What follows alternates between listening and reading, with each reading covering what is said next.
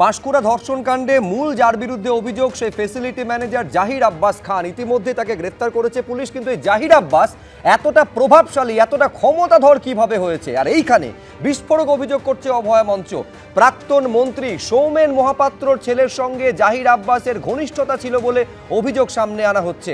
এই সৌমেন মহাপাত্র, যিনি প্রাক্তন মন্ত্রী বিধায়ক, তার ছেলে বোধিসত্ত্ব মহাপাত্রের সঙ্গে অভিযুক্তের ঘনিষ্ঠতা ছিল। আমি এই আলোচনার এই পর্ব শুরু করার আগে ঠিক কী অভিযোগ অভয় মঞ্চের তরফে করা হয়েছে আপনাদের সামনে রাখবো, এবং এই অভিযোগের প্রেক্ষিতে যার নাম সামনে আনা হয়েছে বোধিসত্ত্ব মহাপাত্র, তারই বা কী বক্তব্য, পাশাপাশি দুটো বক্তব্য পরপর আপনাদের সামনে রাখবো। দেখুন, বিগত 2018 সাল থেকে এই অভিযুক্ত জাহির আব্বাস নাকি নাম তার, সে কিন্তু অন্য অনেকের মাথায় হাত নিয়ে, যেখানে ডাক্তার বোধিসত্ত্ব মহাপাত্রর নাম নির্দিষ্টভাবে আসছে, আমি নক্কারজনক যে তিনিও একজন চিকিৎসক, তিনি বোধহয় সম্ভবত মন্ত্রীর পুত্র, তার প্রশ্রয়ে তার মাথায় হাত রেখে থাকায় এই ধরনের ঘটনা দিনের পর দিন ঘটছে। এবং তারা বিভিন্ন রকমভাবে এই যে নির্যাতন সহ্য করতে বাধ্য হয়েছেন, কারণ তারা যেহেতু বেশিরভাগ গরিব নিম্নবিত্ত পরিবারের মানুষজন। এর আগে যে কোম্পানি ছিল, কোম্পানি পাল্টেছে, এজেন্সি পাল্টেছে, কিন্তু ওই জাহির আব্বাস পাল্টায়নি। আমি ওখানে ছিলাম বিএমওইচ, এবারে ছিলাম শেষ 3 মাস আগে। এবারে সুপারের আন্ডারে, আপনি যার নাম বলছেন সে হচ্ছে সুপার স্পেশালিটির আন্ডারে কাজ করতো। তার সঙ্গে আমার মানে কোনোভাবেই কোনো যোগ বা কাজ কর্মসূত্রে বা কোনোভাবেই যোগ কোনো কালই ছিল না। এমনি সামাজিক লৌকিকতা হিসেবে যেরকম সুপারের গাড়ি চালায়, কখনো দেখা হয়েছে, হাই হ্যালো, এইটুকুই। আপনি যেখানে বলছেন যে ধর্ষণের অভিযোগ, সেখানে প্রথমত আমি বলি, অভয়া মঞ্চ থেকে রামকে শান্ত এর আগেও বানিয়ে দেওয়া হয়েছিল, যার জন্য অভয়া মঞ্চ থেকে একটি ক্ষমার চিঠিও পাঠানো হয়েছিল। তো এবারেও আমি চ্যালেঞ্জ ছুড়ে দিচ্ছি যে অভয়ার মঞ্চের যারা এই মানে কমপ্লেনটি করেছে, আমি সে জানি, নামটিও জানি, ডক্টর পবিত্র গোস্বামী সামথিং, ওনাকে আমি ওপেন চ্যালেঞ্জ ছুড়ে দিলাম, উনি কোথায় প্রমাণ করে দিক যে আমি ওই ব্যক্তিটিকে এই কাজটি ইন্ধন দিই বা আমার ইন্ধনে ওই ব্যক্তিটি কোনো কাজ করেছেন কিনা। আর যদি না পারেন, তাহলে কিন্তু একটি ডিফেমেশন পাওয়ার জন্য উনিও রেডি হয়ে পড়ুন। তার অপরাধ কি আমার এটাই যে আমি একজন রাজনৈতিক ব্যক্তিত্বের ছেলে? যেরকম সিনহা মহাপাত্র এক নয়, বোধিসত্ত্বও সেরকম কিন্তু এই ঘটনার সঙ্গে জড়িত নয়। আমি তাই চ্যালেঞ্জ ছুড়ে দিলাম, যারা বলেছেন তাদেরকে প্রমাণ করতে বলুন। না, কিন্তু সঙ্গত কারণে বিশ্বনাথ, এই প্রশ্নটা উঠবে যে জাহির আব্বাস ক্ষমতা জাহির করতো বছরের পর বছর কার বলে বলিয়ান হয়ে? এই যে থ্রেট কালচার বছরের পর বছর ধরে চালিয়ে যাচ্ছে, যে থ্রেট কালচারের সঙ্গে শব্দবন্ধের সঙ্গে প্রথম পরিচিত হই আমরা অভয়া কাণ্ড সামনে আসার পর, এই থ্রেট কালচারের পর একটা বছর পেরিয়ে গিয়েছে, কিন্তু ছবির আদবে কোনো পরিবর্তন হয়নি। ঠিকাদার সংস্থা বদলে যায়, কিন্তু এই মৌরসি পাটটা এই জাহির আব্বাসরা বছরের পর বছর চালিয়ে যাচ্ছেন কিভাবে? দেখো, মানে দুটো ঘটনা, শিক্ষককে মারধর করা এবং এই ঘটনা, দুটো ঘটনা যদি তুমি একসাথে জোড়ো, তাহলে দেখবে যে রাজনীতির প্রভাব এদের মধ্যে থাকার ফলেই কিন্তু এরা বেপরোয়া। আমি বলছি, তৃণমূল কংগ্রেস যে রাজনৈতিক সংস্কৃতি তৈরি করেছে, সেই রাজনৈতিক সংস্কৃতিরই বহিঃপ্রকাশ তুমি প্রতিনিয়ত পাও এবং সেটা নিয়ে তুমি আলোচনাতে বসো।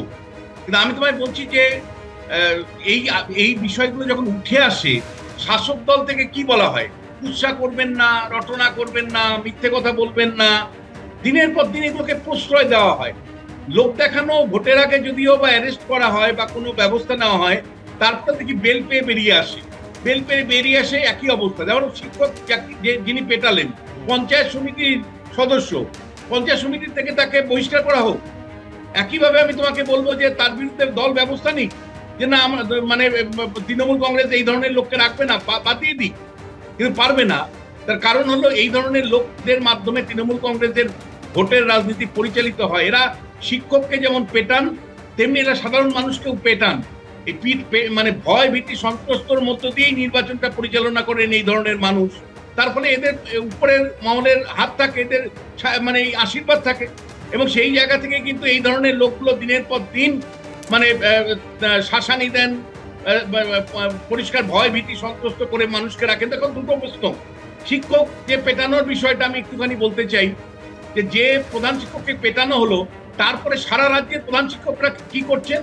সারা রাজ্য জুড়ে প্রধান শিক্ষকদেরকে যে জাদুর বলে মমতা বন্দ্যোপাধ্যায় বা তার দল একেবারে নুইয়ে রেখেছেন, কেন আজকে সাধারণভাবে কোচবিহার থেকে কাকদ্বীপ পর্যন্ত সর্বত্র শিক্ষকরা প্রতিবাদে তুলছে না? কেন প্রধান শিক্ষকরা যারা আছেন তাদের অ্যাসোসিয়েশন কেন প্রশ্ন তুলছে না? কি করে শিক্ষকরা মানে বিভিন্ন স্তরের যারা শিক্ষক আছেন তারা কেন প্রশ্ন তুলছেন না? সমাজ থেকেও কিন্তু একটা নীরব অবস্থান আমরা কিন্তু দেখতে পাচ্ছি। যে শিক্ষক যাকে মারধর করা হচ্ছে, মনে রাখবেন যে তৃণমূল কংগ্রেস যে রাজনৈতিক সংস্কৃতিটা এই গত কয়েক বছর ধরে জারি রেখেছে, এটা তারই বহিঃপ্রকাশ। এবং এই রাজনৈতিক সংস্কৃতি কিন্তু মূলত আধিপত্যবাদ থেকে তৈরি হয়েছে। মমতা বন্দ্যোপাধ্যায় পরিষ্কার আমাদেরকে বিশ্বাসঘাতকতা করে উনি বিরোধী থাকাকালীন বলেছিলেন যে রাজনীতি মুক্ত শিক্ষাঙ্গন প্রতিষ্ঠা করবেন, আর যখন ক্ষমতায় আসলেন সমস্ত দলের নেতাদেরকে তিনি বিভিন্ন শিক্ষা প্রতিষ্ঠানের ম্যানেজিং কমিটি বিভিন্ন জায়গায় বসালেন, পূর্ণ মাত্রায় দলীয়করণ করলেন। এবং যেভাবে এই সমস্ত দলীয় নেতাদের শাসানিতে প্রধান শিক্ষক, প্রিন্সিপাল বা ভাইস চ্যান্সেলরদের চলতে হয়, কার্যত শিক্ষা ব্যবস্থাটা কি আছে তার মনোজিৎ মন্ডল বলে একজন, তুমি জানো যে ল কলেজের মডেল তুমি দেখেছিলে, বলে এই মনোজিৎদের মতো একদম মনোজিৎ মিশ্র কসবা ল কলেজ। না কিন্তু আমার প্রশ্ন এক সেকেন্ড ওয়ান বাই ওয়ান। আমার প্রশ্ন হচ্ছে না মনিদা, আমার স্পেসিফিক প্রশ্ন সেটা মনোজিৎ মিশ্রর কথা বলছেন, আমি বলছি খুব স্পেসিফিক প্রশ্ন মনিদা, সেটা হচ্ছে এই যার কথা আমরা এতক্ষণ বলছিলাম সেটা হচ্ছে জাহির আব্বাস খান।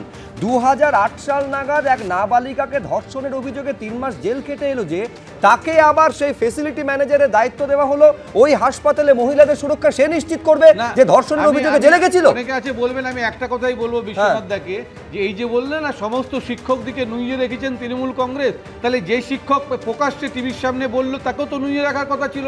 আপনি এই যে বলছেন তিনি প্রতিবাদ করেছিলেন বলে মার খেতে হয়েছে, সবাইকে বলছেন যে কেন আন্দোলনে নামছেন না, আপনি তো শিক্ষকতা করেন, আপনি শুরু করুন, আমরা আপনার সঙ্গে থাকবো। যদি সত্যি সত্যি, আমি বলছি তৃণমূল প্রতিষ্ঠা করেছে নয়, যে প্রতিষ্ঠাটা করেছিল 2000 আগে সেটা এখনো রেকটিফাই করতে পারেনি, দ্যাট ইজ আনফরচুনেট। আর জাহির আব্বাসের মতো যে লোকগুলো বলছেন সব দলে আছে, এদের কড়া শাস্তি হওয়া উচিত।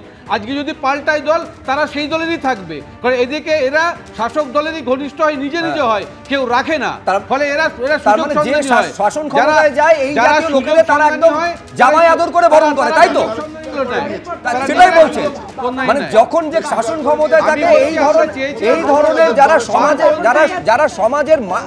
যারা সমাজের গ্যাংগ্রিন তাদের বরণ করে নেয়। বেশ বিশ্বনাথ চক্রবর্তী দ্রুত। আমি তোমায় বলছি যে আমরা যারা বিরোধী মমতা বন্দ্যোপাধ্যায়কে দেখেছি, মমতা বন্দ্যোপাধ্যায় তো প্রতিশ্রুতি দিয়েছিলেন, তিনি প্রতিশ্রুতি দিয়েছিলেন শিক্ষাঙ্গন থেকে দুর্নীতি মুক্ত করবেন, রাজনীতি মুক্ত করবেন। রাজনীতি মুক্ত একটা শিক্ষা প্রতিষ্ঠানের প্রতিশ্রুতি দিনের পর দিয়েছেন, তোমাদের আর্কাইভে দেখবে সাক্ষাৎকারগুলো। সেইখান থেকে ইউটার্ন নিয়ে তিনি যখন ক্ষমতায় আসতেন প্রত্যেকটা শিক্ষা প্রতিষ্ঠানকে তিনি করায়ত্ত করেছেন, রাজনীতির নেতাদেরকে ঢুকিয়েছেন, তাদের মাধ্যমে সমস্ত প্রতিষ্ঠান শিক্ষা ক্ষেত্র থেকে স্বাস্থ্য ক্ষেত্র আমরা দেখতে পাচ্ছি কুৎসিত রাজনীতি দেখতে পাচ্ছি। বিশ্বাস করাটাই তো ভুল হয়েছে, এখন বুঝতে পারছি যে সবাইকে বিশ্বাস করে দপ্তর ছেড়ে দিয়েছিলাম, সেটা করেছে, ফলে করবে, ঠিক করবে।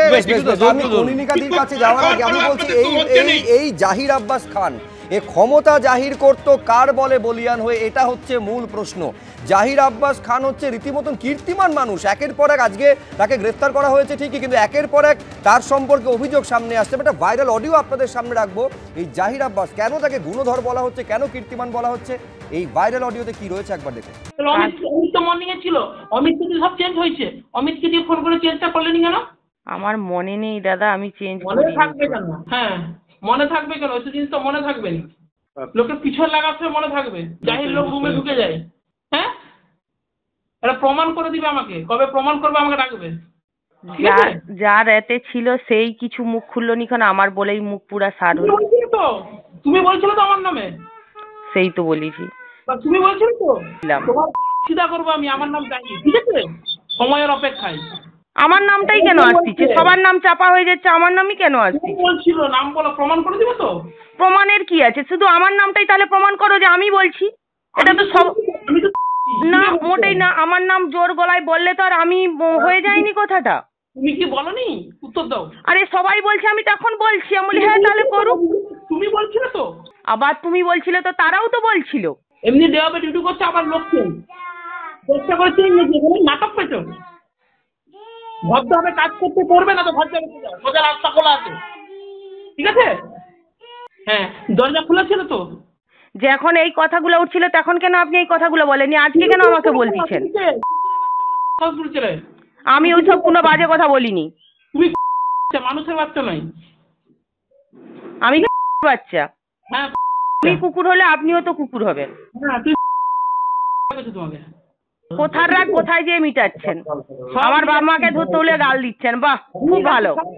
তুমি কেন আমার বাম্মারই যোগ্য, নখের যোগ্যও আপনি নন, বুঝেছেন তো? আমার বাপ মাকে যে ভাষায় গালি দিচ্ছেন, আমাকে গালাগালি দিন, আমি দোষ করছি, আমাকে গালাগালি দিন, আমার বাপ মাকে তুলে গালাগালি দিচ্ছেন কেন? তোমার বাপ মা তোমাকে কচু বনে জন্ম দিয়েছে, কচু বনে।